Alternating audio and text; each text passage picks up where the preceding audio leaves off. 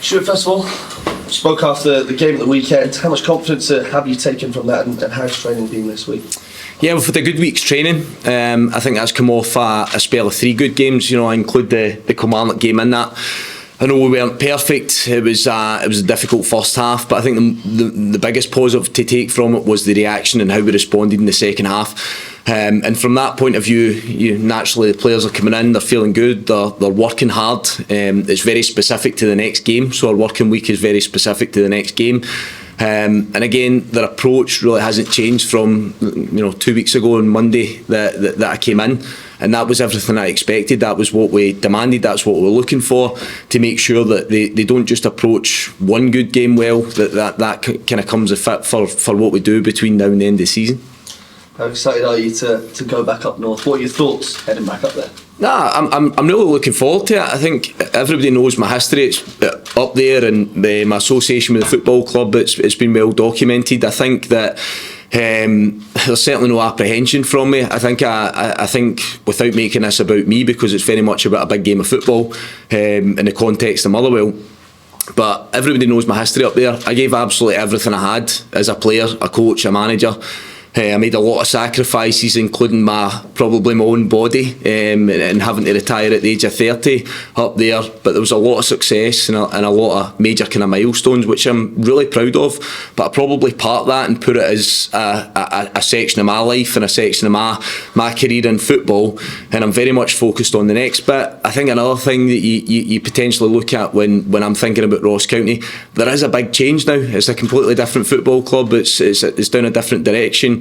I think you look at some of the staff, the playing squad, the finance that's been dipped in, everything. It's different from what I dealt with. I think Roy's been excellent with Ross County through time, but I think it's probably went on to another level again in terms of his investment. So again, that side of it's completely different from where I had been in the past. So yes, similarities, and there'll be a couple of familiar faces, but it is a different football club and a different chapter in their history.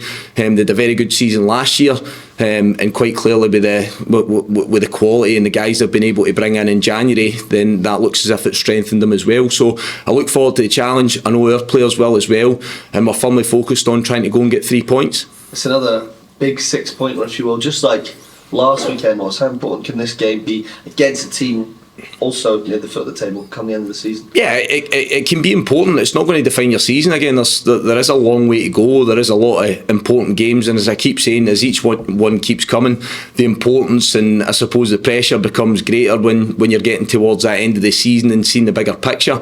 But I think it's 2 well-matched teams. I think it's 2 teams that have qualities in certain areas. I think it is 2 teams that are off the back of, for them, a good result, an excellent result against Dundee United, and for us going off the back of 3 pretty decent performances and 3 pretty decent results. So I imagine you're going to get 2 teams coming up against each other that are feeling pretty good about themselves. And again, I just hope that our players can go and acquit themselves how they have done. And I think if we do that, I keep using this term, there's a game to be had. We're not going to sit here and make predictions and tell you exactly how that's going to go. But I think fundamentally, I just need to make sure that our players are functioning exactly the way they have been for pretty much 2.5 games, and I think if we do that, we give ourselves a chance. Just finally from me, going back to County, you said that they've gone on to another level, different direction. What have you made of the job that Malky's done since he's been there? Yeah, again, Malky's someone that I've got a lot of respect for. In a previous life, I've known Malky's father from my days at Queen's Park and all the rest of it. So yeah, he's from a footballing family and a long history and a long association with the game. As I say, it's a different time. It's a different sort of phase from where I was. I think I've said it before. My remit was to cut budgets, there was redundancies and all these types of things, so it's a different place now, but I think you've really got to hand it to him in terms of getting a top 6 finish last season. I know that they had what they would probably argue was a poor first half to the season, but I think from their angle there's probably shoots of improvement in this second part of the season. But again, there's a respect for me for all the managers in this country. They all bring different qualities and different aspects to how they approach the job, and Malky's no different from that side of things. And no, from my point of view, it's just it's another challenge for me to go up against a really good manager, but for my players, it's a challenge for them to go up against a really good group of players in the Ross County guys as well. So you're going up on Friday night? Yeah, we'll travel up on Friday night and we'll prepare as best we possibly can. Again, a wee bit different from me, because I think my time at Ross County was always that travel in the morning every second week to wherever we were going. So no, that's the best preparation, is to get ourselves up there on the Friday and make sure that we're set and we're ready to go. And again, I hope the players utilise that. It's good that we're able to do it. And it just gets us a chance, even as a staff and a group of players, sometimes that wee bit extra time together gives you an opportunity just to gel and to bond and to get more of a feel for each other, because we work here every day, which is fine, but I think that even that overnight where you sort of live together gives you an opportunity to learn little aspects about one another and the personality and the characters. Is that important as well, because you've got 9 new players in as well as the new management team? Yeah, it is, because you look, we've not had a pre-season trip to work with, we've not had a sort of close season or a mid-season break to work with. So yeah, you look at every aspect, you look at every little opportunity. As much as it's overnight for us, then I'll certainly be looking to take the positives from it with our group and our staff, to make sure that we're sitting together at dinner, we're coming together with conversation and whatnot, to make sure that there is that unity, there is that togetherness in the time that we've got. You're looking back at last week again, I mean, obviously the St Mirren game was a start, but then seeing it a win. Hearts game was a really good performance last week, because the team showed they could come back from a deficit and get something as well. Have you found that every week the team are growing with kind of belief in what they are doing with the things? That's another chance to do that as well. Yeah, I think that's fair to say. I think the 3 games that I've been in charge of have been completely different, which I think is really good as well, because you see different angles of the game, you see a different approach in probably all 3 games from us, from different players understanding what their role is in those particular games. I'll not specify the players, but we've probably got 2, 3, 4 players within it that have had completely different tasks within a similar system, depending on what the opposition are doing, or depending where we think that we can exploit them or hurt them. So I think that shows the receptive nature of the group, that they're not just thinking that one size fits all, and understanding that they have to switch on to what's been spoken about during the week, what's been laid out in the pitch, and then trying to deliver on the match day. You could go 10 clear of the bottom if results go your way, and psychologically, even how big is that? These wins against teams in and around, they really can be huge, can't they, come this running? Yeah, diplomatic answer for me on that question again is that the task that faces us is going to Dingwall and playing against Ross County. If we can get 3 points, that continues to help our cause. And I'm not really looking any further than that. I'm not really starting to think what implication does that has to teams that are below us in the division. I think that side it takes care of itself. I think the most important thing is you front up and you face the game that's ahead of you. And if you do that well and you play well and your standards are good and you're ultimately picking up points, then all the other bits we can start to discuss and talk about. But I've not spoken about it to the players. It really has been trying to get this mindset of the next game and being as good as we can in the next game. And I'm a genuine believer. I probably can't tell you what the next 3 or 4 fixtures are, because I've been really zoned into what's coming next. And I think the players have done that as well. Because what you do is you start to dilute some of your energy and your thought process by looking 3 and 4 ahead and worrying what might be coming, whereas we just want to put 100% focus into the task in hand. What's your thoughts on Dundee United, Jim Goodwin? Now, I suppose when teams get to the bottom, when we get to this stage, I suppose some chairmen can make that change. What's your thoughts on Jim coming in there? First and foremost, Liam Fox is a guy that I really like and I respect. I've known him for quite a long period of time. I dropped him a message the other day because, listen, I've been there. It's really tough. I felt for him, as a lot of people in the game would do, because he's a good guy and he's a really good coach. So from that point of view, I was disappointed to see that happening, but again, we understand the nature of the beast, and I think that the new narrative now that comes is Jim Goodwin obviously leaving Aberdeen and coming into another job as soon as he has done. But again, Jim's shown in the past that he's a good manager and is well respected in the game. So yeah, I would imagine Dundee United will be looking to see if they can get some sort of jag and some sort of reaction from that. And I'm sure he'll have them well organised, because there's not many guys doing this job, in my opinion, certainly at this level, that don't know what they're doing. I think everybody, as I've mentioned earlier, has really good qualities. And I don't think Jim's any different from the batch of guys that are working in the Premiership just now.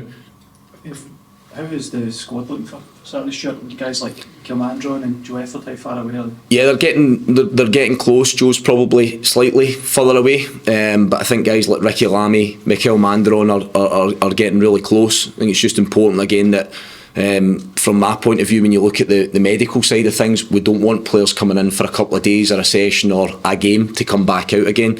So I think looking towards this run-in, these guys that you speak of are big players for the football club that add a lot.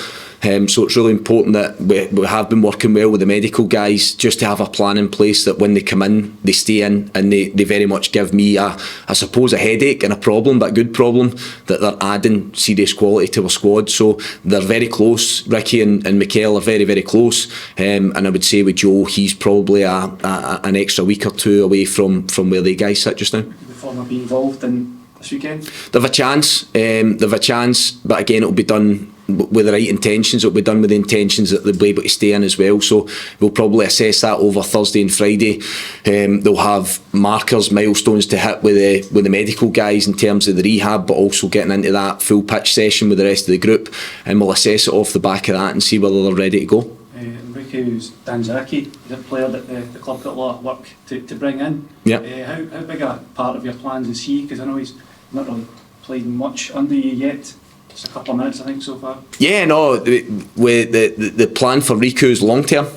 It was always a long-term plan for Riku. He needs to bed in, settle in, familiarise himself with Scottish football, acclimatise himself with the culture, which is completely different from what he's been used to. In terms of his work and how he goes about his business has been great. And obviously it's my job to pick and choose the right opportunities for him. But I think you look at his term of contract and the work that was done, it was very much with that longer term view. What we have is a very good footballer, and we have a good technical player. As I say, we just need to try and steer him and sort of shoehorn them into the focus of Scottish football and potentially the position that we find ourselves in at this minute in time. I don't know if you've seen as well, I don't know if you've seen Riku's interpreter. Some people might have thought he was my assistant. He's been by my side a few times, but no, he's been great, Tomo, as Riku's interpreter, and he's been an integral part as well, just in terms of that communication and having an understanding of what we're working towards. Obviously a trip up to Dingwall, 5-0 win for this side, obviously under a different manager. Do you take anything with that? Nah, I touched on this maybe last week or the week before. I think you take each game in its own merit. Yeah, you look at maybe aspects that worked in the past, and I will do that, but that's probably more for my benefit than it is for the players themselves. It was an unbelievable win up in Dingwall. I think it was maybe my first day in at the football club actually, back at the start of October. But I think you face a different Ross County side as well, so you have to take that into account. And obviously the last two sides have been the same 11. Is that kind of your favourite 11, or is that just who's free? No, again, that's basically what I felt was the best fix for those games, but I will be flexible. I will select the right team that I think is on each merit, in terms of who you're playing against and what the task is that faces you. So that's not to say that won't change at some point, but I don't also believe in change just for the sake of change. I think that we maybe get away from the reward in football sometimes, that if you've acquitted yourself well, you've played well, then I think that more often than not you're due a chance to go again. There's been a couple of stories in the past month about Max Johnson potentially leaving the club and dress from Italy down south. Is he a player that you're very keen to hold on to, and has he been offered a contract for beyond the end of the season? Absolutely, yeah. But again, this is before I came in, so I'm not going to sit here and say that I've reinvented the wheel. This football club has always valued Max. This football club knows how good a player that Max Johnson is. I think I've probably indicated with team selection and how I've approached the job so far what I think of Max. Max also knows that in a personal front. So no, the football club had already done that work. There has been an offer to the player, because you very much see him as a part of what comes next in the future. for a football club that is synonymous with producing its own players, and Max becomes another one of those guys. What happens in the future, I've seen the reports, same as yourselves. I understand that big teams and good clubs will be interested in good players, but there's certainly been no contact directly to myself or members of the football club, and we're setting what we would like to do and where we would like to go with Max. And from a conversation with him, not speaking out of turn here, he's very much focused on the job in hand, and he wants to go and try and play games for Motherwell and be a success here. That's all I need to know. Just finally from me, Alan Burrow's obviously left this week. I know it's not your area, but have you had any indication about a new chief executive coming in anytime soon? Yeah, again, chairman and board members are active on that front just now, so I do know that. I've got a big job and a lot of work to do with the playing side of things. So yeah, I know that the chairman and the board members are very much in that process as we speak. But again, probably like the manager situation or me with backroom team and all the rest of it, they're not just going to jump into the first thing that comes to hand. They're going through a meticulous process, and they're going to try and select the right person that comes in to replace someone that done some extremely good work at this football club. And I know that's ongoing just now, and we'll see what happens in the coming days, in the coming weeks. But I'm fairly certain that situation will be resolved and there'll be a solution to it in that kind of short term. How about your own recruitment for your assistant? Is that close to getting somebody into there? Yes. Yes, very close. Very close. Yeah, there'll be something on that, and I'm delighted with the person that will be coming in to help the football club, to help me, to work with the players, to work with the rest of the staff. So I think there'll be something on that very, very soon. But that has been agreed, and I'm sure you guys will find out very soon.